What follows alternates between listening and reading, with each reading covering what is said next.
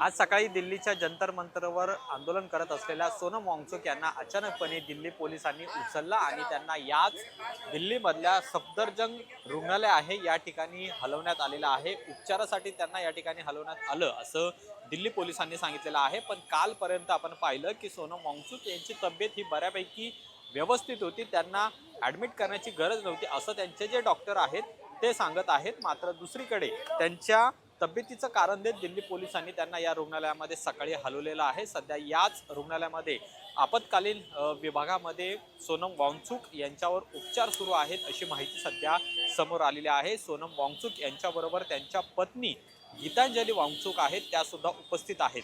आज सकाळी साधारण 7 ते 7:15च्या दरम्यान सोनम वांगचुक यांना दिल्ली पोलिसांनी अचानकपणे आंदोलन स्थळावरून उचललं आणि या रुग्णालयामध्ये आणण्यात आलेला आहे। खरं तर आता याच्यावर आरोप सुद्धा केले जात आहेत। अभिजित दिपके यांनी सुद्धा आरोप केलेला आहे की पोलिसांनी ही हुकुमशाही केलेली आहे आणि याच्यावर आता आरोप प्रत्यारोप होत आहेत। मात्र सध्या याच दिल्लीच्या सफदरजंग रुग्णालयामध्ये सोनम वांगचुक यांच्यावर उपचार सुरू आहेत।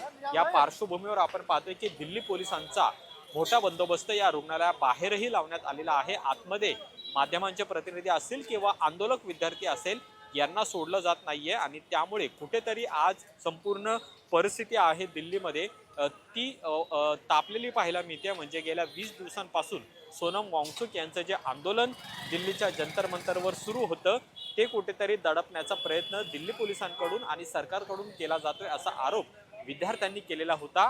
खरं तर आणखीन 8 ते 10 दिवस सोनम वांगचुक हे उपोषण करू शकले असते असं त्यांचं डॉक्टर सांगतात। मात्र असं असताना त्यांचे रिपोर्ट सर्व नॉर्मल असताना सुद्धा त्यांना रुग्णालयात हलवण्याची गरज नव्हती असं त्यांच्या डॉक्टरांनी सांगितलेलं आहे। पण आज आपण पाहिलं की अचानकपणे दिल्ली पोलिसांच्या 50 ते 60 जणांचं पथक आलं आणि त्यांनी अचानकपणे सोनम वांगचुक यांना उचलून ॲम्ब्युलन्समध्ये ठेवलं आणि तिथून त्यांना या रुग्णालयामध्ये आणण्यात आलेलं आहे। आता आरोप प्रत्यारोप होत आहेत, पण दुसरीकडे आपण पाहतोय की 20 जुलैला सोनम वांगचुक हे दिल्लीच्या संसदेवर जाणार होते। अधिवेशन सुरू होते त्याआधी ते दिल्लीच्या संसदेवर धडकून तिथं केंद्रीय शिक्षण मंत्री धर्मेंद्र प्रधान यांच्या राजीनाम्याची मागणी करणार होते। मात्र त्याआधीच आज हे आंदोलन कुठेतरी चिघळवण्याचा प्रयत्न आहे तो दिल्ली पोलिसांनी केलेला आहे का असा सुद्धा प्रश्न आहे तो उपस्थित केला जातोय।